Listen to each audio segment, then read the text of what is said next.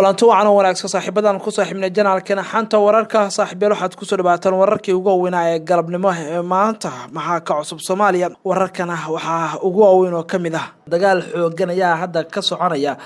duleedka degmada Beledweyne gobolka Hiiraan gaar ahaan halka la yiraahdo Kalabeer warar racan waxay sheegeen dagaalkaas oo ku dhintay taliyay booliiska ee magaalada Beledweyne xog buuxda ay kaga haya dagaalkan iyo waliba cid halkaas ku dagaalamaysa qodobada kale wararkeena ku jiran waxaa kamid ah taliyaha militariga Soomaaliya waxa uu sheegay inay sii kordhayso tirada xubnaha kamidka al-shabaab ee soo dhiibaya waa imisa tirada shabaabka ka tirsan hadda isku soo dhiibay gacanta dawladda wadaadka u xiran dawladda ee Muqtaar Roobo Abu Mansuur oo la dhigay isbitaalka Digfeer kadib xaaladiisa oo la dabiibayo qodobadaasi kuba kale ayaa wararka galabnimo aad ku daawan doontaan u diyaar garooba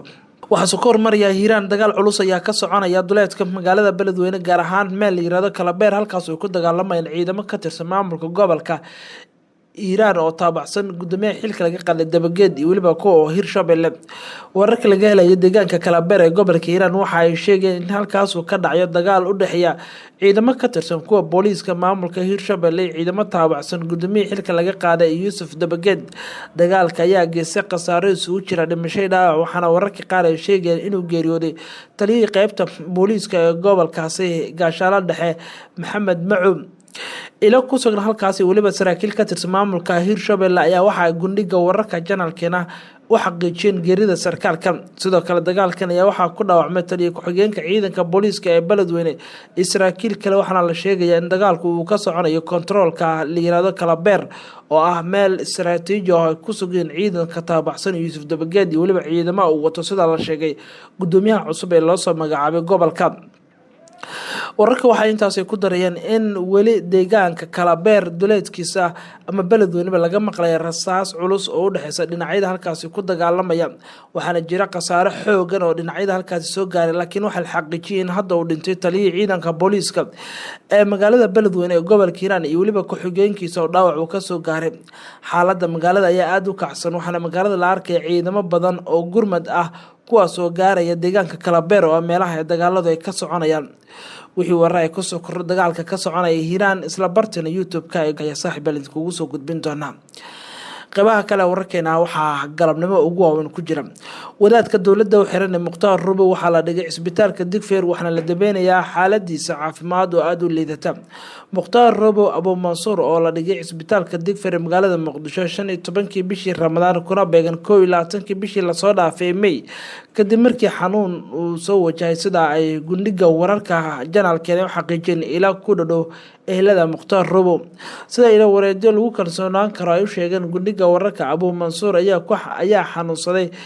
kana xanuunsanaya kilida waxaana isbitaalku ku jira muddo 3 maalmood Sheekh Muqtaar Roobo hadda xaaladiisa ay wanaagsan tahay eheladiisa waxa ay sheegeen xaaladiisa ay soo hagaagayso inkastoo xanuunka kilida uu yahay mid marmar ku soo kaca sida ehelada qaar ay sheegeen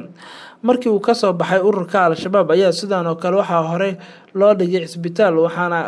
sabab u ahaa in dawladda Soomaaliya ay qabato arrimo caafimaad oo suurto gelisay in wadaadkan gacanta dawladda uu soo galo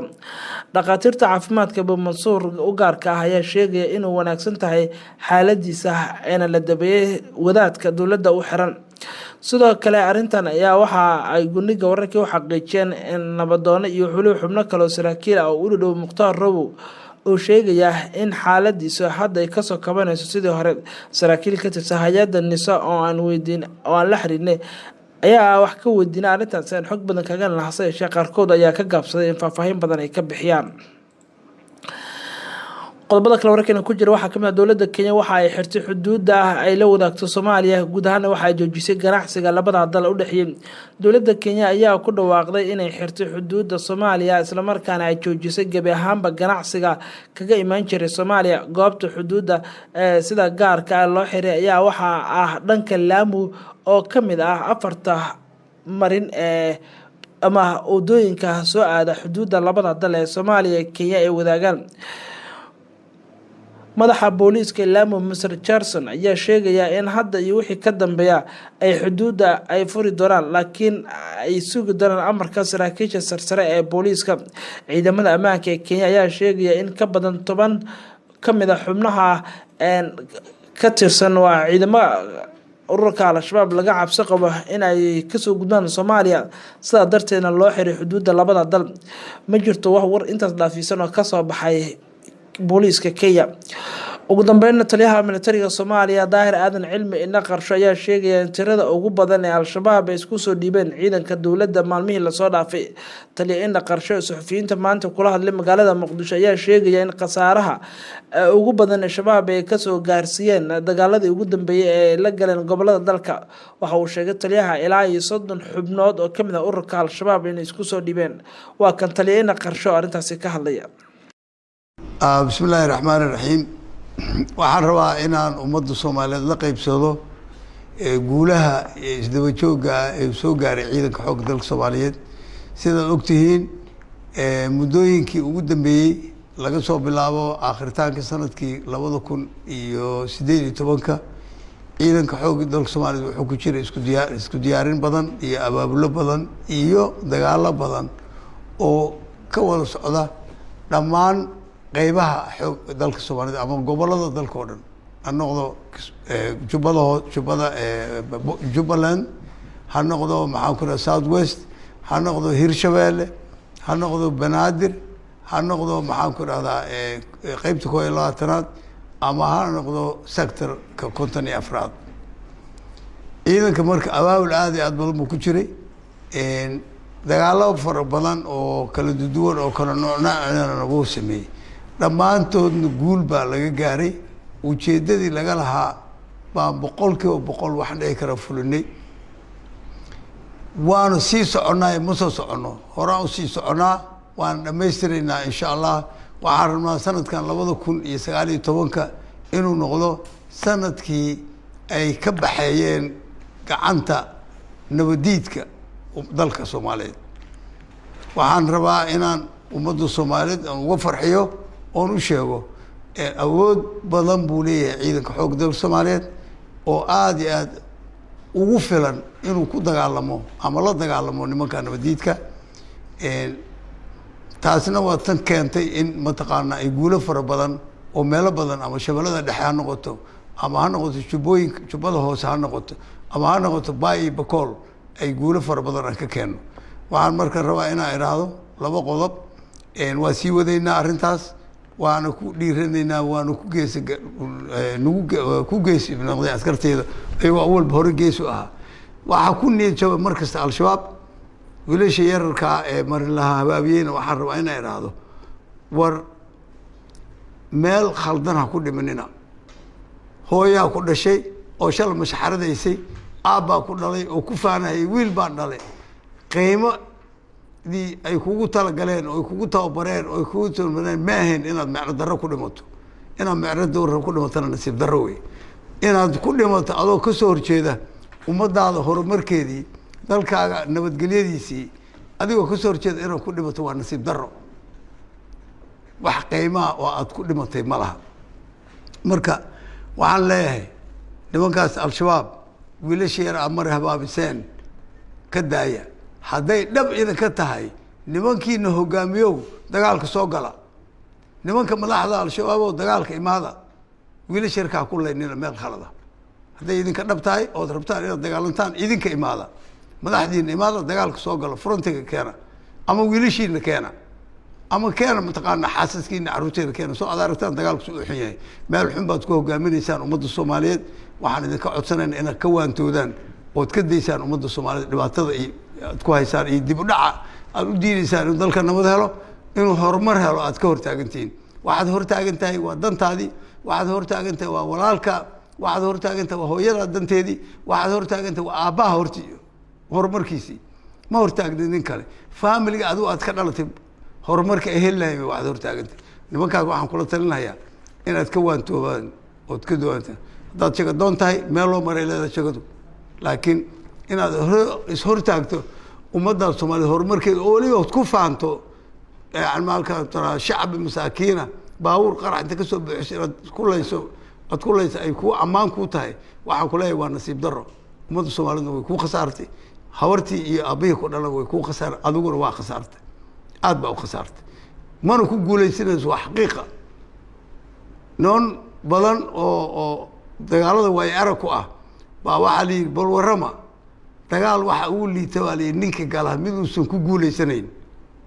kaasaa ugu liita ugu caqli xun kaa ku jirtaan waa dagaal aan lagu guulaysanayn oo la hubo inaan ku guulaysanayn marka inaan ka waantowday maarna waxaan rabaa iyadana inaan wax yar ka iraahdo dad caadaystay inay been sheegaan been in loo sheego ummadda Soomaaliyeed iyo adduunkaba been in loo sheego oo la rabo beentaas in laga dhigo wax run ah war waxa la yiri wax la eriyo waxa u gaabisa been wax la daba galo been ma u gaabisa marka daba salkeeda la tagay been bay noqonaysaa beenaha been abuurka nimanka ah oo maxaan ku raacay isla markaas ayagoo waliba ku dhuumanaya magacyo kale hay'ado kale magacood ku dhuumanaya laakiin annagu waxaan aragnaa hay'adahaas inay yihiin hay'ada al-shabaab la shaqeeya fuliye ajandada al-shabaab ayagana waxaa leeyahay dagaalka duxiisa ku ay soo galo dagaalka hadduu xilin ku hayo haddii kale ka daayo ummadda been abuurka iyo magaciisa midda kale nin kastoo Soomaaliya oo iyo nin kastoo ajnabi ahba oo been qora war dalkan sharci uu leeyahay loobin dalkan sharci uu leeyahay waana ku qabanaya sharcigaas wax aadan hubin waadan ka warqabin dalka ha u sheegin wax aan sal lahayn dalka ha u sheegin been iyo propaganda aad ula jeedid inaad ku wiiqdo horumarka dalkan inaad ku wiiqdo xasiloonida dalkan inaad ku wiiqdo mataqaana nabadgelyada dalkani meel ku geyn mayso qof ka qaadanaya ma jiro qof kasta oo Soomaali waa ogyahay waxa ka jira dalka marka beenta dadka ka daaya hadaa ka dayn weysaan waxay noqonaysaa inta talaabo la idin ka qaado oo si sharci ah la idin marsiyo sharciga dalka u dhigan maxay nin wuxuu rabo iska ma sheegi karo nimankan oo maxaan ku radaa wariyaasha